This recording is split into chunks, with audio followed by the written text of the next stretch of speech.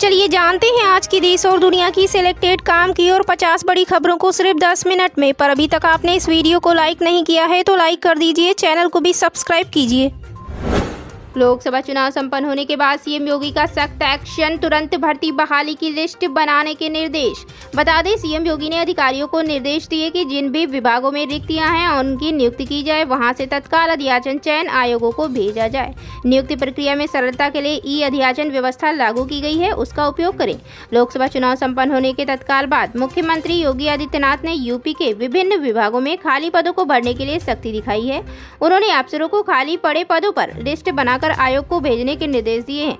गुरुवार को ही इस बैठक में सीएम योगी ने शासन स्तर के सभी अपर मुख्य सचिव, प्रमुख सचिव स्तर के अधिकारियों के साथ बैठक कर प्रदेश में जारी लोकहित की परियोजनाओं की अद्यतन स्थिति की समीक्षा की।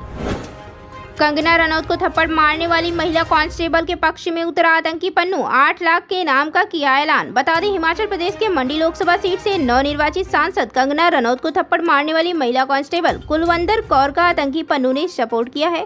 खालिस्तानी आतंकवादी गुरपंत सिंह पन्नू ने एक वीडियो जारी करके सीआईएसएफ कांस्टेबल की तारीफ की। उन्होंने कहा कि कंगना को थप्पड़ मारने से वह खुश हैं और इसके लिए वह महिला कांस्टेबल को $10,000 यानी 8 लाख इंडियन रुपए का इनाम देने की घोषणा करता है। पन्नू ने वीडियो एक बार फिर पीएम मोदी के लिए अभद्र भाषा का इस्तेमाल किया है। बढ़ते हैं दोस्तों अगली महत्वपूर्ण खबर की ओर। इजराइल का ब्रह्मास्त्र हुआ फेल, हिजबुल्लाह ने आयरन डोम को तबाह करने का किया दावा, जारी किया वीडियो। बता दें, लेबनान में मौजूद ईरान समर्थित चरमपंथी गुट हिजबुल्लाह ने इजराइल के मशहूर एयर डिफेंस सिस्टम आयरन डोम को नष्ट करने का दावा किया है।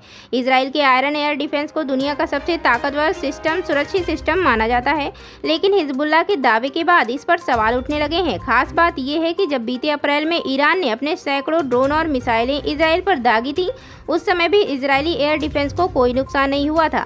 आयरन डोम को नष्ट करने की खबर ऐसे समय में आई है जब इजराइल के प्रधानमंत्री बेंजामिन नेतन्याहू ने लेबनान में तेज अभियान शुरू करने की धमकी दी है।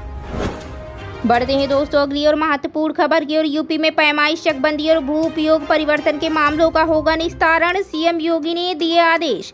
बता दें, यूपी की योगी सरकार भू उपयोग परिवर्तन और राजस्व से जुड़े मामले निपटाने के लिए अभियान शुरू करने जा रही है। यूपी में अध्यक्ष राजस्व परिषद रजनीश दुबे ने शुक्रवार को 9 मंडलों 39 जिलों के अपर आयुक्त और अपर जिलाधिकारियों के साथ विभागीय कार्यों की समीक्षा की है, जिसमें उन्होंने निर्देश दिए कि 12 जून से धारा 24 के तहत पैमाइश तथा धारा 80 के तहत भू उपयोग परिवर्तन के मामलों में 100% निस्तारण के लिए अभियान चलाया जाए।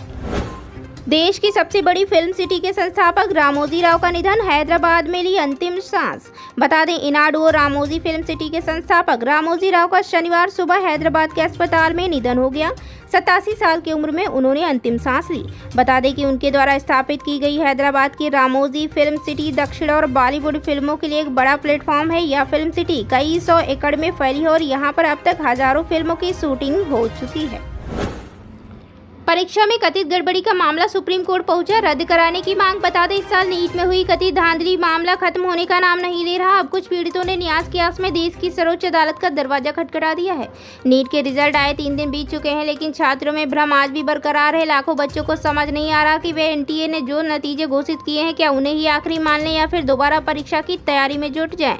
नीट परीक्षा का मामला सुप्रीम कोर्ट पहुंच गया है। कथित गड़बड़ियों को लेकर फिर से परीक्षा कराने की मांग की गई है।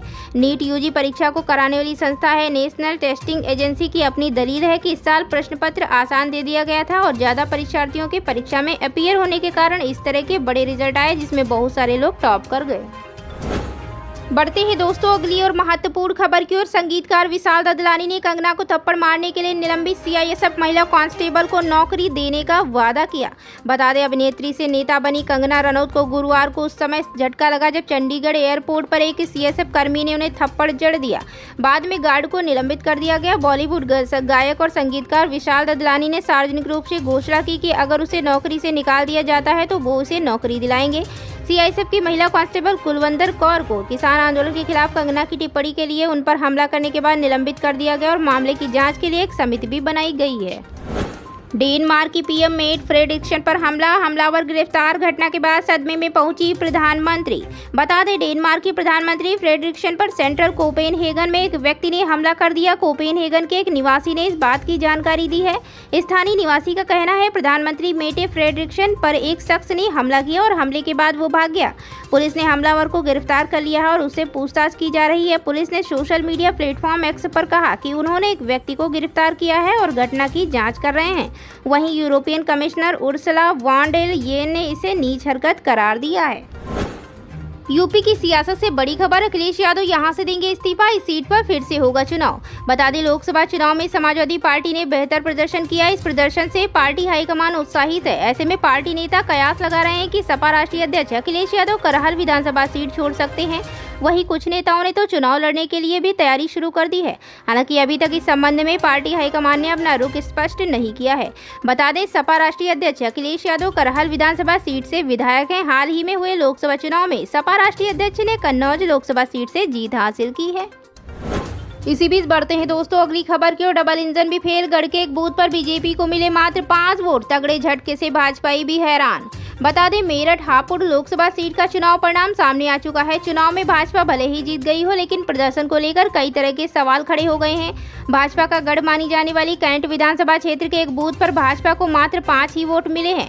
इस विधानसभा क्षेत्र के कई बूथों पर भाजपा का प्रदर्शन अच्छा नहीं रहा और प्रत्याशी को 100 से कम वोट मिले। कैंट बोर्ड प्राथमिक विद्यालय बीसी बाजार स्थित बूथ संख्या 285 पर कुल 148 मतदाताओं का नाम मतदाता सूची में दर्ज है। इस बूथ पर कुल 8 मतदाताओं ने अपने मताधिकार का प्रयोग किया और भाजपा को मात्र 5 वोट मिले। थप्पड़ कांड के बाद कंगना रनौत को चिराग पासवान ने लगाया गले। मुस्कुराते हुए एक्ट्रेस का वीडियो हुआ वायरल। बता दें, बॉलीवुड की पंगा क्वीन का चंडीगढ़ एयरपोर्ट पर हुआ कांड तो अब पूरी दुनिया जान गई है। कंगना रनौत को एक थप्पड़ ने मीडिया में सुर्खियों में ला दिया है।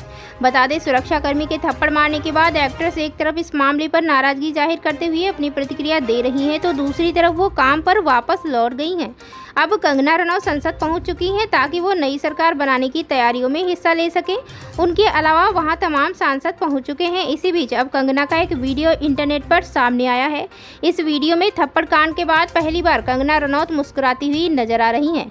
उनके मुस्कुराने की वजह भी वीडियो में मौजूद है। दरअसल संसदीय दल की इस मीटिंग में कंगना की मुलाकात उनके पुराने को स्टार और मशहूर पॉलिटिशियन चिराग पासवान से हुई। बढ़ते हैं दोस्तों अगली महत्वपूर्ण खबर की ओर। भारत से तनाव के बीच नरेंद्र मोदी के शपथ ग्रहण में शामिल होंगे मालदीव के राष्ट्रपति मोहम्मद मोइजू, निमंत्रण स्वीकार। बता दें, भारत के साथ चल रहे तनाव के बीच मालदीव के राष्ट्रपति मोहम्मद मोइजू 9 जून को नरेंद्र मोदी के शपथ ग्रहण समारोह में शामिल होने के लिए नई दिल्ली आएंगे। उन्होंने पीएम मोदी का निमंत्रण स्वीकार कर लिया है। भारत ने पड़ोसी प्रथम नीति के तहत नेपाल, भूटान, श्रीलंका, मॉरिशस, बांग्लादेश और मालदीव जैसे देशों के राष्ट्राध्यक्षों को शपथ ग्रहण समारोह का न्योता भेजा है। मोइजू ने सप्ताहांत में नई दिल्ली में आयोजित होने वाले प्रधानमंत्री नरेंद्र मोदी के शपथ ग्रहण समारोह में शामिल होने का निमंत्रण स्वीकार कर लिया है। पंचायतों में 4821 पदों पर होगी भर्ती। पंचायत सहायक के पदों के लिए 10 जून को जारी होगा विज्ञापन। बता दें, रिक्त पदों को जल्द भरे जाने के मुख्यमंत्री के निर्देश के अगले ही दिन नई भर्तियों के लिए कवायद शुरू हो गई। प्रदेश की ग्राम पंचायतों में पंचायत सहायक, अकाउंटेंट कम डाटा एंट्री ऑपरेटर के 4821 रिक्त पदों पर जल्द भर्ती होगी। निदेशक पंचायती राज अटल कुमार राय ने 10 जून तक रिक्त पदों पर चयन के लिए विज्ञापन प्रकाशित करने की कार्रवाई करने का निर्देश दिया है। पंचायतों में कई कारणों से पंचायत सहायक, अकाउंटेंट, कम डाटा एंट्री ऑपरेटर के पद रिक्त हो गए हैं।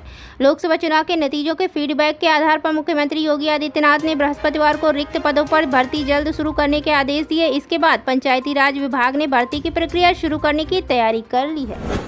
अग्निवीर पर फिर सोचे मोदी सरकार, चिराग पासवान ने जताया इरादा, बोले कितना लाभ हुआ ये पता तो चले। बता दें, लोकसभा चुनाव के नतीजे आ चुके हैं और बीजेपी एक बार फिर से केंद्र में सरकार बनाने की ओर अग्रसर है। सरकार गठन से पहले नरेंद्र मोदी सरकार की बड़ी स्कीम अग्निवीर पर एनडीए के अंदर से दोबारा विचार करने की मांग तेज होती दिख रही है। जेडीयू के केसी त्यागी के बाद लोजपा रामविलास के राष्ट्रीय अध्यक्ष चिराग पासवान ने इस योजना पर पुनर्विचार करने की इच्छा व्यक्त की है।